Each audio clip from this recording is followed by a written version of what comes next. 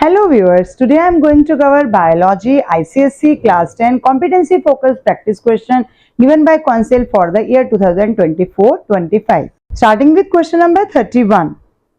Hemorrhage frequently happens in viral dengue fever. Compare this condition with hemophilia. अब यहाँ पर दोनों में क्या डिफरेंस है वो चीज आपको समझानी है। वायरल डेंगू फीवर में number of platelets fall to a very low count and coagulation occurs leading to haemorrhage. Coagulation की वजह से हेमरेज होती है, जबकि हेमोफिलिया में एक जेनेटिक डिसऑर्डर है in which blood does not clot properly, होता ही नहीं है। तो हेमोफिलिया एक डिसऑर्डर हो जाएगा, लेकिन वायरल डेंगू फीवर अभी जब पीछे मैंने वीडियोस नहीं बनाई है तो मुझे भी डेंगू फीवर हुआ था, जिससे मैंने भी 15 डेज पूरा सफर किया है, हॉस्पिटलाइज भी रही हूँ, बट आपने नोटिस भी नहीं किया होगा कि बीच में मेरी वीडियो क्यों नहीं आई, किसी ने पूछा ही नहीं। Coming to next question, differentiate in the rate of photosynthesis for the increase in temperature. So 20 to 30 degree Celsius होने पर rate of photosynthesis gets doubled and temperature अगर 40 to 50 डिग्री सेल्सियस हो जाएगा, यानी ऑप्टिमम से भी ज्यादा हो जाएगा, then rate of photosynthesis stops, होगी ही नहीं। Next is name the nitrogenous base with which guanine pairs up in the helical structure of DNA and through how many hydrogen bonds. तो guanine का पेयर किसका होता है? साइटोसाइन के साथ होता है, और इसमें कितने होते हैं हाइड्रोजन बॉन्ड? इसमें 3 हाइड्रोजन बॉन्ड्स होते हैं। Next is when an irritant enters the nose, a sneezing reflex happens. जब भी कुछ हमारे नोज में टच होता है, मतलब कुछ जिससे हमारे को इरिटेशन होती है, तो हमारे को स्नीजिंग यानी छींक आ जाती है। Identify the stimulus and the response. तो इसमें स्टिमुलस क्या है? हमारे सराउंडिंग में कौन सा ऐसा चेंज आया जिसकी वजह से हमें रिस्पॉन्स देना पड़ा, तो वो स्टिमुलस क्या है? इरिटेंट का एंटर होना, और फिर स्नीजिंग जो है वो हमारा रिस्पॉन्स हो जाएगा इसमें। An atomic explosion in 1945 in Japan led to a large number of persisting deformities in the bodies of plants and animals. What might have happened? क्या हुआ था? Mutation alters the hereditary material of an organism cell. तो आपको पता है इससे long term side effects होते हैं, और ये जब एटॉमिक एक्सप्लोजन है तो ऑब्वियसली इससे डिफॉर्मिटीज जो होंगी वो एक जनरेशन के लिए नहीं होंगी, नेक्स्ट जनरेशन में भी चली जाएंगी वो deformities. Next is why is a bicuspid valve in the human heart named so? Bicuspid valve को बाई क्यों कहते हैं? Because it has 2 flaps, 2 flaps हैं, इसलिए बाई मतलब वो, और उधर जाएगा वो ट्राइकस्पिड हो गया, तो उसके पास 3 फ्लैप्स हैं। Under which condition does a leaf take carbon dioxide from the atmosphere? लेता है, take carbon dioxide when concentration of carbon dioxide is higher outside the leaf than inside, तो वो लेना स्टार्ट कर देगा, क्योंकि बाहर ज्यादा है, अंदर कम हो गई है। A pregnant lady is suffering from viral fever. Will the fetus be infected? No, because placenta है बीच में, तो placenta does not allow the passage of germs from the mother to the fetus. आप इस चैप्टर को जब पढ़ोगे तो आपको पता चलेगा कि placenta की वजह से सारी अच्छी चीजें जो है वो मदर से फीटस तक जाती हैं, फीटस की जो बुरी चीजें हैं वो आती हैं बाहर मदर तक, पर मदर की जो जर्म्स है, कोई भी इंफेक्शन है, वो नहीं पहुंच पाता है वहां तक। तो प्लेसेंटा अलाउ नहीं करता जर्म्स का पैसेज होने देना। Next is why the blood flows to the glomerulus under great pressure? ये तो बहुत ही सिंपल है। यहाँ पर द इफरेंट यानी कि जो आउटगोइंग आर्ट्रियोल है is narrower than the afferent. Afferent means जो इनकमिंग आर्ट्रियोल है, सो इसकी वजह से जो है वो प्रेशर इंक्रीज हो जाएगा।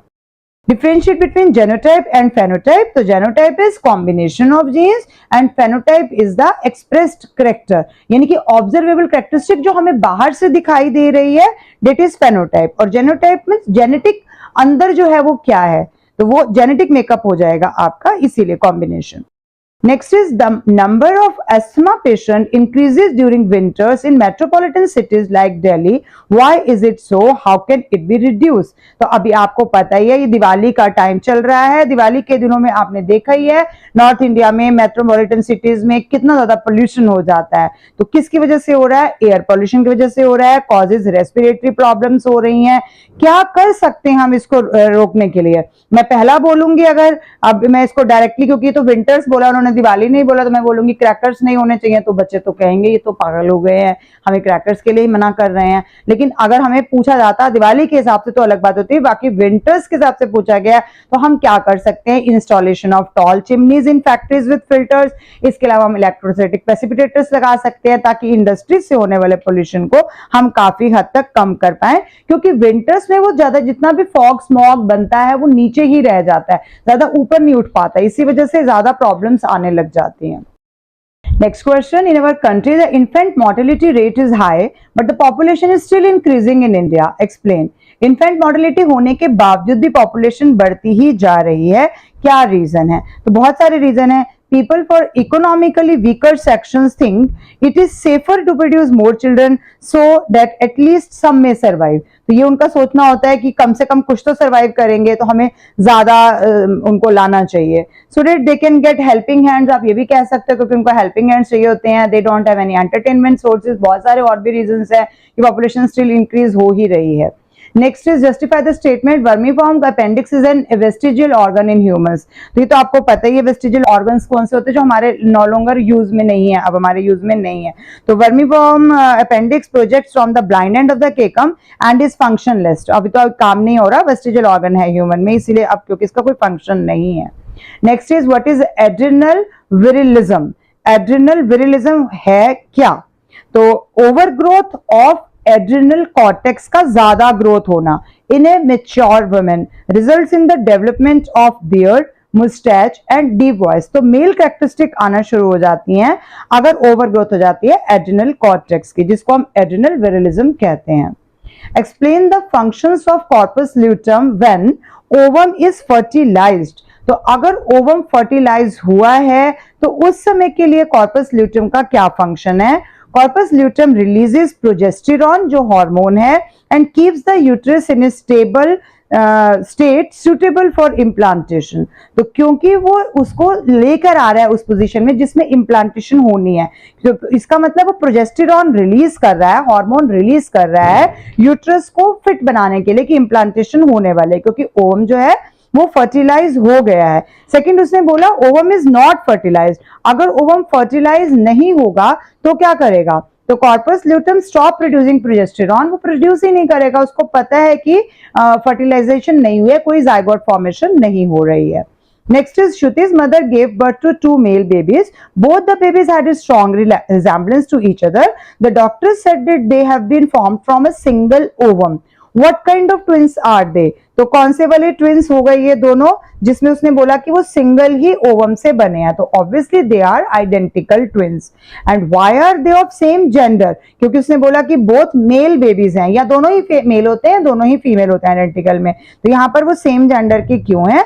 Since the development from a single ovum, ova का ओवम, सिंगल ओवम से बने हैं। The gender of twins is determined at the time of fertilisation. ही डिसाइड हो गया था कि दोनों सेम ही होंगे। Next is state the effect of adrenaline on the pupils of eye. तो एड्रेनालिन के होने से प्यूपिल ऑफ आई क्या हो जाएगा? प्यूपिल डायलेट हो जाएगा, कंस्ट्रिक्ट नहीं होगा, डायलेट होगा। हार्ट बीट इस समय हमारी इंक्रीज हो जाती है, क्योंकि आपको पता है ये फाइट और फ्लाइट वाली सिचुएशन क्रिएट करता है। When is albumin passed out in urine, name this condition. अगर एल्ब्यूमिन यूरिन में आता है तो क्या होता है, इस कंडीशन का आपने नाम बताना है।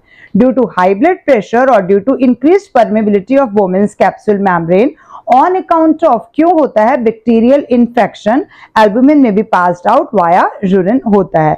और नाम क्या है इसका? उन्होंने बोला name this condition, this is known as albuminuria. ALBUMINURIA। Bio में स्पेलिंग्स बहुत इंपॉर्टेंट होते हैं, प्रोनाउंसिएशन एक साइड में है लेकिन आपको जो आपने स्पेलिंग्स लिखे हैं उसके मार्क्स मिलेंगे। Mention the significance of the testis being located inside the scrotum। अगर टेस्टिस के बाहर एक सैक है जिसको हम स्क्रॉटम कहते हैं तो इसका क्या फायदा है? To maintain the temperature 2 to 3 degree Celsius less than body temperature. क्यों, क्या फायदा है? स्पर्म्स इजीली मेच्योर हो पाएंगे, फिर स्पर्म्स टू मेच्योर, और इसके अलावा प्रोटेक्ट टेस्टिस फ्रॉम इंजरीज से भी उनको बचाता है। आपको पता है टेस्टिस को प्रोटेक्ट करके रखना होगा, तो उसके लिए ऑटोमेटिकली स्क्रॉटम दिया गया है जो उसको किसी भी तरह के मैकेनिकल शॉक या इंजरी से बचा भी सकता है। Give two examples of natural resources which cannot keep pace with the rising population के साथ, जो नहीं बढ़ सकती हैं। तो क्या है वो दोनों चीजें? फूड है, वाटर है। यहाँ पर हम ये भी कह सकते हैं कि बैलेंस्ड डाइट सबको नहीं मिलेगी, फूड तो चलो फिर भी मिल जाएगा, और वाटर में भी प्योर वाटर, जिसको हम कहें कि फ्रेश वाटर नहीं मिल पाएगा फिर अच्छे से। Next is Keshav enters a dark room from a brightly lit area. आप रोशनी वाले एरिया से एकदम अंधेरे में गए हैं।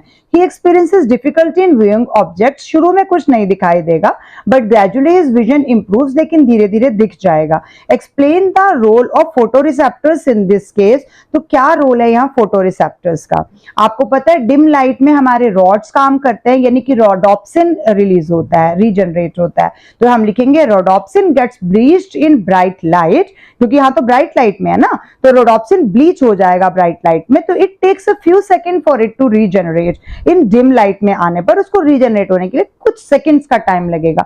Then the vision improves. और iodopsin does not function in dim light. ये तो आपको पता ही है आइडोप्सिन कौन कहां से आते हैं, कौन से, तो कौन कलर लाइट के लिए रिस्पॉन्स करते हैं, तो इसीलिए कौन सबसे ज्यादा लोकेटेड कहां पर होते हैं, आपका जो best vision point yellow spot होता है उसी के पास होते हैं।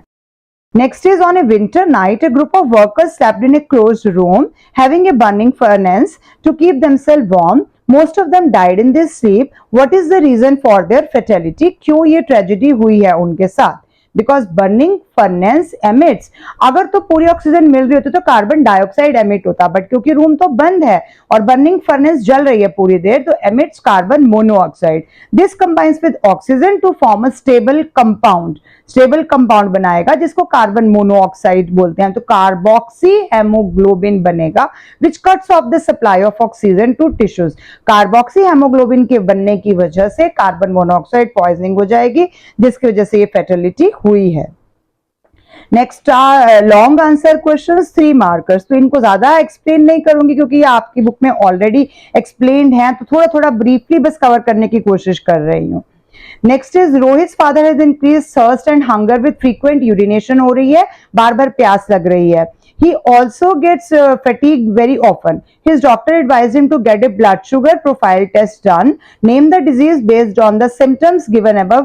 तो किस बीमारी के symptoms ये ऊपर दिए गए हैं, किसके लिए हो गई है? डायबिटीज मेलिटस के लिए हैं। Which is the hormone whose deficiency causes this order? किस हार्मोन की वजह से हुआ है? You all know this is insulin. What is the technical term for high blood sugar level? इसके लिए हम क्या टेक्निकल टर्म यूज करते हैं? हाइपरग्लिसीमिया। हाइपरग्लिसीमिया, हाइपर मीन्स किसी भी चीज का ज्यादा होना, हाइपो मतलब किसी भी चीज का कम होना और हाइपर मतलब ज्यादा होना, और ग्लिसीमिया मतलब यहाँ पर ग्लूकोज का लेवल इंक्रीज हो गया है, इसीलिए ऐसा लिखा गया है। Next question is Farhan's classroom is very close to the compound wall of his school. He was observing 2 pigeons sitting on the wall. He could see one bird clearly, but the image of the second bird was blurred as the pigeon was a little away from the first. तो उसको पहला दिख रहा है, दूसरा नहीं दिखाई दे रहा है। Name the defect of the eye Farhan is suffering from. तो क्या हो रहा है इसमें? मायोपिया। मायोपिया मीन्स छोटा नाम, छोटा नाम मीन्स पास की नजर। तो पास की नजर ठीक है, लेकिन दूर की नजर ठीक नहीं है, तो दूर की चीजें नहीं दिखाई दे रही है, इसीलिए सेकंड वाला पिजन उसकी इमेज नहीं दिखाई दे रही है उसको। तो दिस डिफेक्ट इज मायोपिया।